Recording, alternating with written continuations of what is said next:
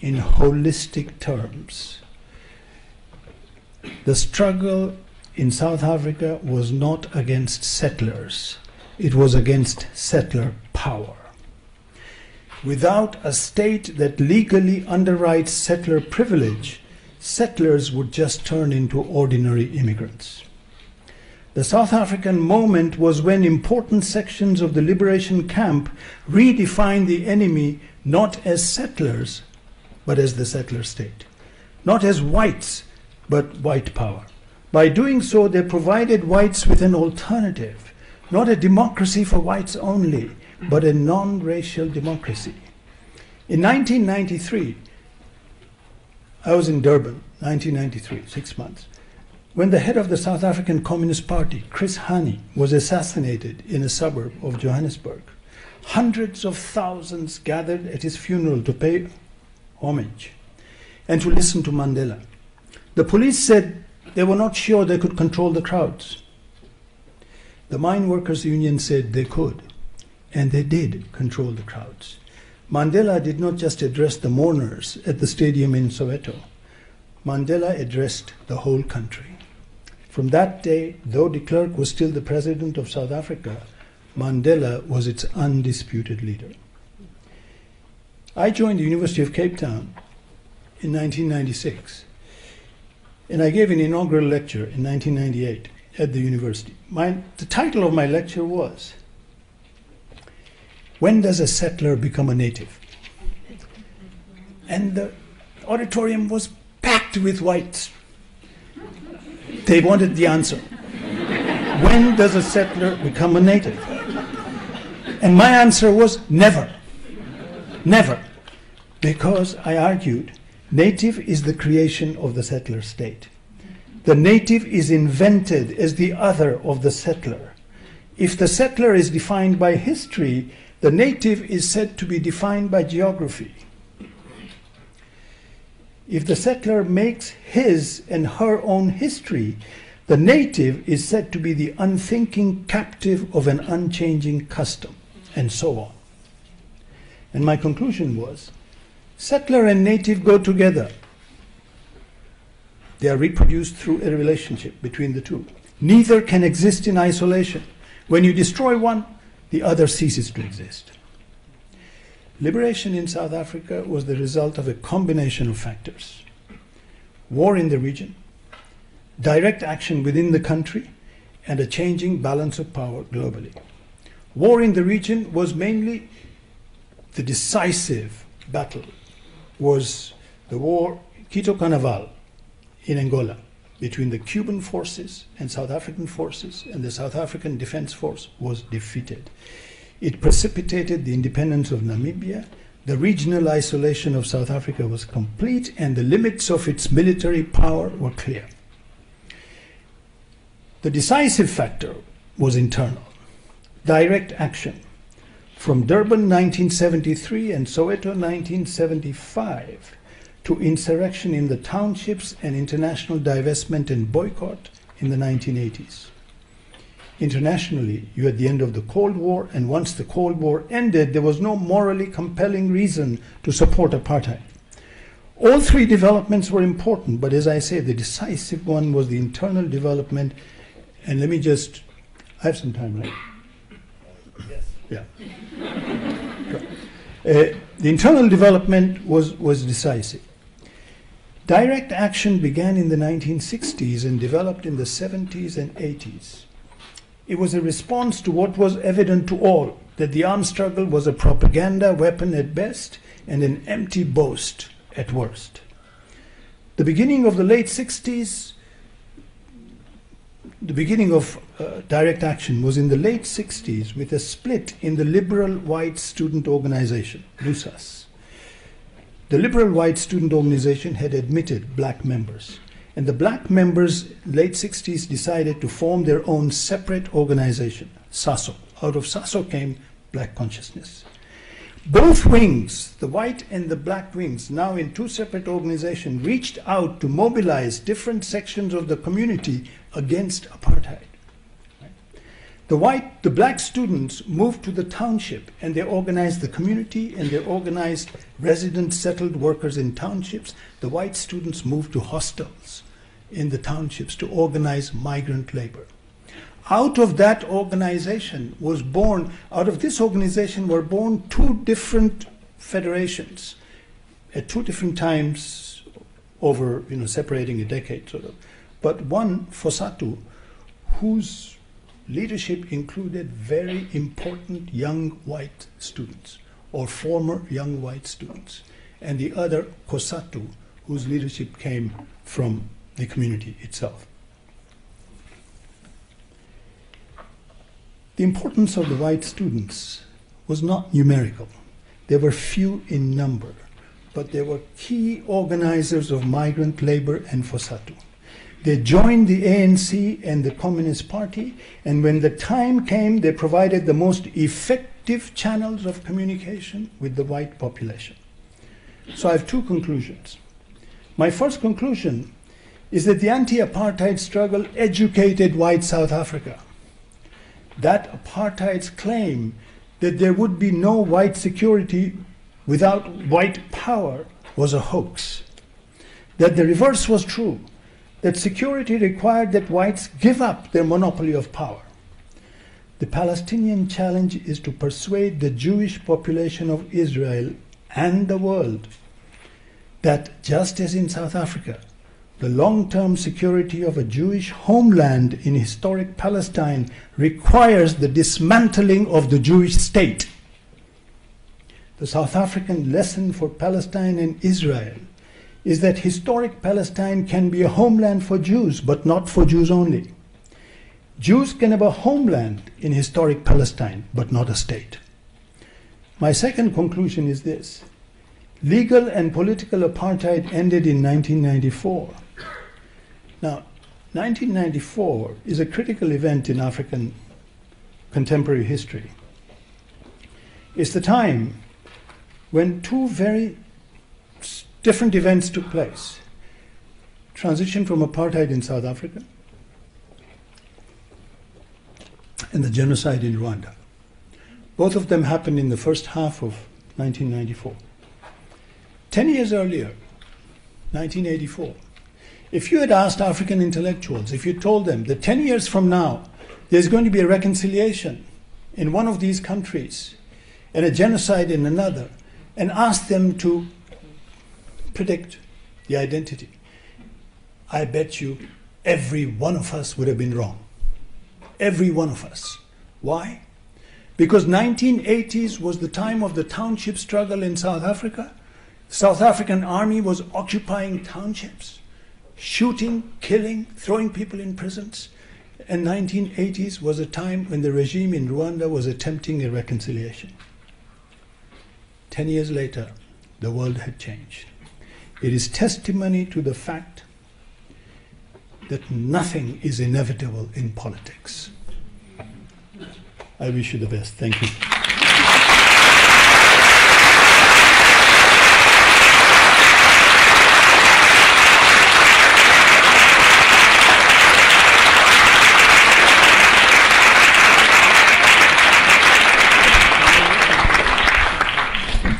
Thank you. Thank you both, Omar and Mahmood, for those amazing talks. Before we start the Q&A, a couple announcements. I've been asked to announce the screening of a film tomorrow night. The film is On the Side of the Road by the documentarian, or I guess a documentary by Leah Tarachansky, which is showing at NYU tomorrow night, sponsored by Students for Justice in Palestine. So I assume you can find that on the web. The other thing I have to say, a couple things about the Q&A. First of all, to speak, you need to push the button on your microphone in front of you, apparently. And I think that applies to people up here as well. I'm the only one with a mic that does not require an on and off button. Secondly, we have a good 40 minutes for Q&A, so I'm going to lay my own ground rules. Ground rules are very short. Questions on the floor need to be questions, not speeches, and I will cut you off if need be, because there will be a lot of questions. So Yes, and I will take a few at a time, absolutely. Okay. And I'm just going to stand here because these are see people. Sarah. Hi. Is this Push working? the button. Yeah. Does this work? Okay. Thank you both so much for taking the time to participate in this panel, and thanks to CPS It's for not on the organizing. mic somehow. Oh, it is on? Oh. It's red. Hello? Yes. Okay, sorry. Right, thank you so much for this really informative panel, and thanks for taking the time and to CPS for organizing it. I have a couple of questions. I'll try to be as brief as possible, and please answer whatever if you have time for. But to go back to the first question is sort of addressed to both Professor Mamdani and to Omar, and it goes back to this question of a turning point in the anti-apartheid struggle in South Africa. And for me, I'm less concerned with whether the key factor was necessarily black working class militancy or joint struggle, or in fact the size of the role of the international BDS movement in the struggle. I'm concerned with the fact that the global capitalist system at that time looked very different from what it looks like today, and the relationship of global capital to the elites in South Africa looked substantially different from the place of Israeli elites in the global system today, and particularly in relationship to the United States.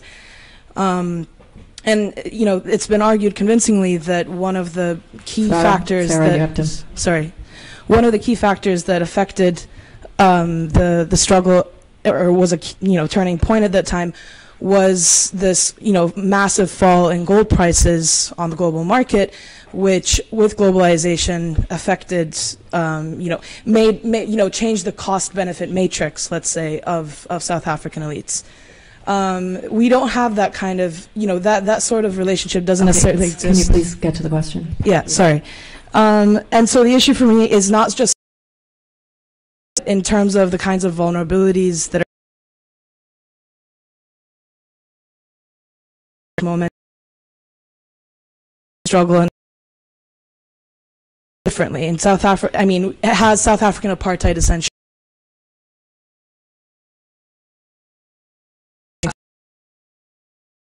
Thanks.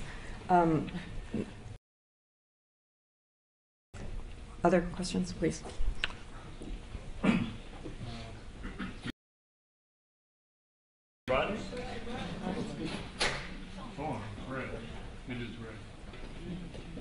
Speak very loud.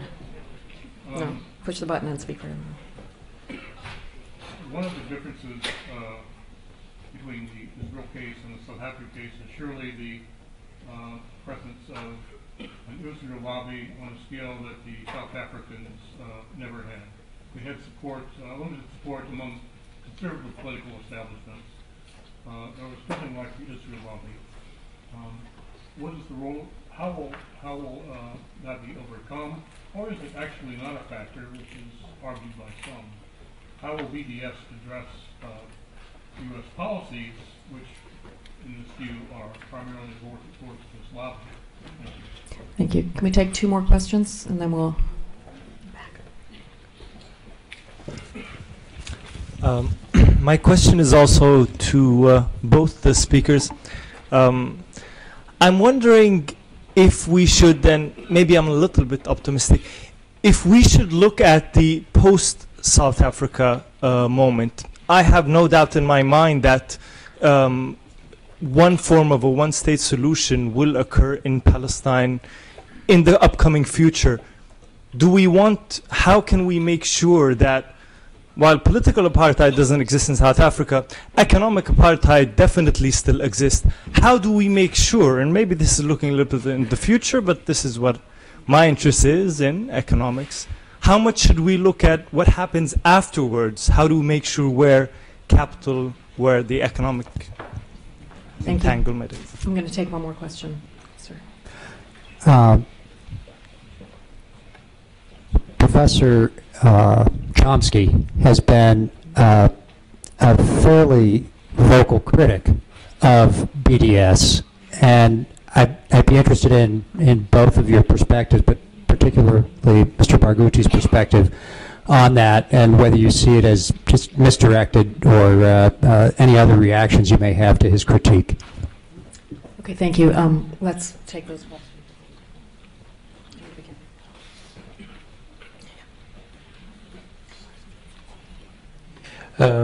Okay, the first question, if I understood it, I'm not sure I did, about the tipping points and global capital and its relationship with the State of Israel and the apartheid South Africa.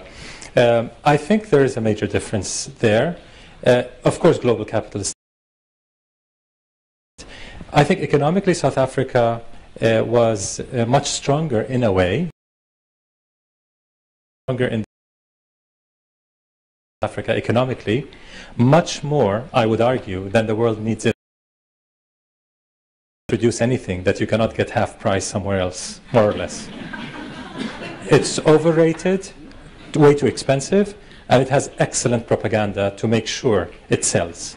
Of course, it does produce quality products and quality technology, but so does India. So does China and many other places, much cheaper prices. I argue that there's a lot of ideology involved in all this capital investment in Israel. It does not make sense for Intel to invest billions of dollars in a factory that's within reach of Hamas rockets. It just does not make sense. Capital is cowardly, except in Israel. They invest when the entire factory can disappear in a moment, but they still invest. There's a lot of ideology, I would argue, involved, not just money. There's money and ideological investment in Israel by Zionists. That's the one factor I wanted to comment on, but there are many other differences that I can go into. The Israel lobby being a major difference from South Africa, that South Africa never had a lobby to speak of, except, of course, the capital lobby, corporations. Do not underestimate the power of Coca-Cola and the banks and the oil companies. Those are not minor. I want to bring up the issue of the lobby, its impact on U.S. policy versus empire and the interests of empire. I'm of the opinion that neither Chomsky nor Mersheimer and Walt are completely accurate. It's neither the lobby, neither the tail wagging the dog, nor the dog wagging the tail. The one thing that's sure is that the tail and the dog belong to the same creature. And at some times the tail wags, and at other times the dog wags. But they're certainly part of the same, two parts of the same creature. And I think the large capital in this country, the oil, the military industry, homeland security, and so on, is deeply invested in Israel. Israel is excellent for business if you're in that type of business. So it's not that those wicked lobbyists are forcing the poor, innocent United States to do nasty things in Iraq and Afghanistan and Pakistan. Otherwise, it's a very benign nation, your nation. No, it's not. I mean, you don't need me to tell you it's not. It never was, never, But there's certainly vested interest in Israel in that 1%, which I mentioned at the beginning of my talk. For the majority of Americans, Israel is not good for their interests. So the lobby does play a major role, but to a limit. It doesn't completely drive the agenda, but it's certainly very, very important. As Thomas Friedman said, even Thomas Friedman said, the lobby basically runs Congress when it comes to issues related to Israel.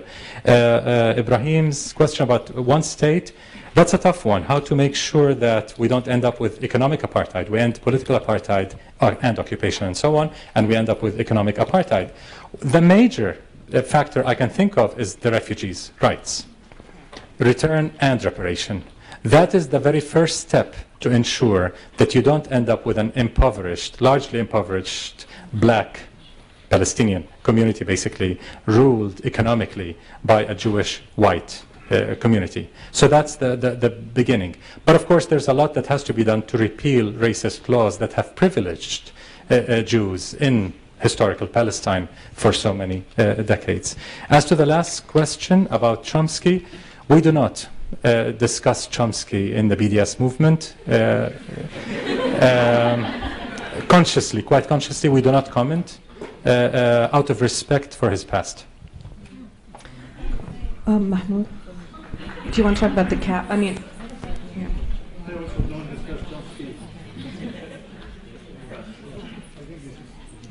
No, you have to press. I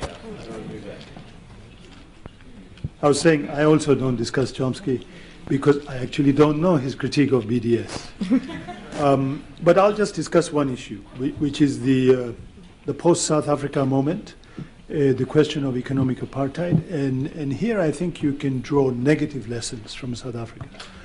Because in South Africa, what happened was a transition which dismantled apartheid legally and politically, but not economic apartheid.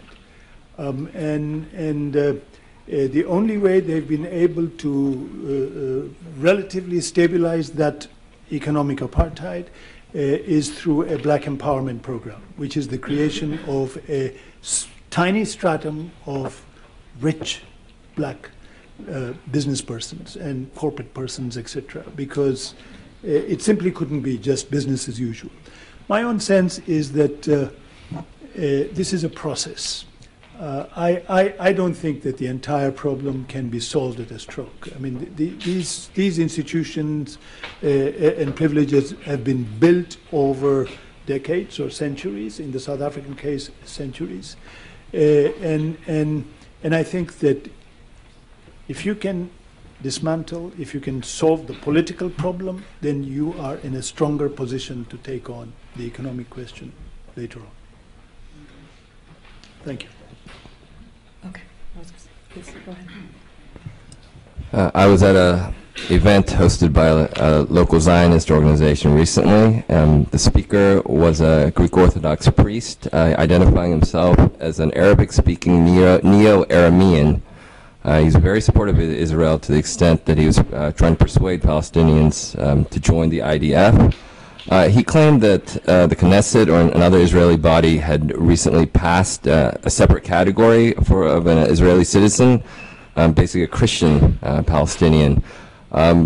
Is this an example of how, given the BDS's success, movement's success in drawing Jewish students to the side, is this an example of how Israel is also trying to appeal to Palestinians and possibly co-opt them, and how successful are these efforts?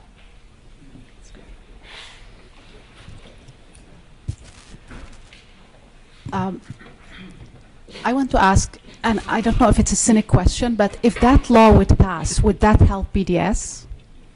And if, exact, nation state, and it's for Rashid actually, the same question. If that law would pass, would that force the government here, the United States, to do anything? Thank you.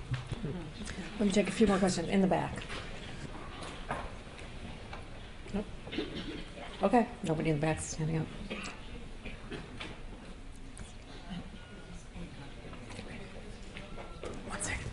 Okay. Sorry, technical Omar, difficulties. Thank you guys all for. Oh, was that? Okay, go ahead, and then I'll come down. Okay. Yes. You can, okay. That's fine. So my question is, in my senior. So first of all, brief hello to Professor Mamdani. You are a lot of the reason that I came to Columbia in the first place, and so it's cool to see you on the other side after I've graduated. But in any case, in my senior year, one of the things that I worked on was a paper kind of considering the relevance of the Apartheid Convention in contemporary international law, because we haven't at least explicitly stated an instance of actual apartheid other than the case in South Africa. And I guess what I'm inquiring about now is whether, how important is it to try to prove that the Israeli occupation of Palestine does indeed raise to the level of apartheid for the BDS movement, not just to be successful, but to ultimately achieve its goals? And if it is essential, then what is the likelihood that this will ever happen with Israel kind of staying under the United States wing? Thank you. Suhad and then Jerome. Yes, first, if I may just, this Nadaf guy, the priest who came, he doesn't represent anyone. He hardly represents himself. I'm a Palestinian citizen of Israel. Okay, you got to push.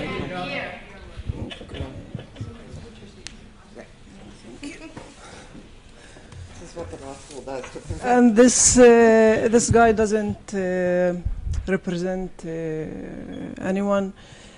definitely not any ideological or political view of not even a big group of, definitely not the majority of Palestinians living in Israel, especially in that he now identifies himself as an Aramic, not an Arab, who speaks Arabic.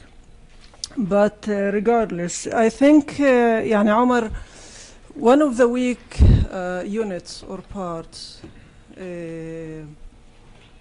within the scope of the Palestinian struggle is the gap between the demands of the BDS movement and what the political leaders of the Palestinians, wherever they are actually doing.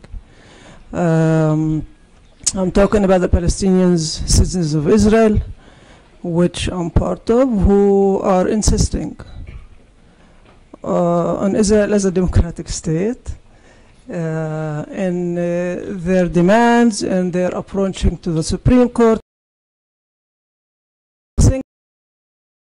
I have to say, authority or the PLO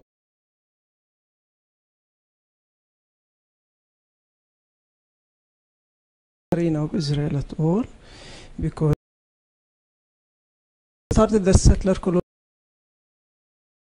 project in 48, they continue in 60, and they're continuing. Yeah, now they're trying to annex and so on and so on. Sorry, can I get you to a question? طبعا.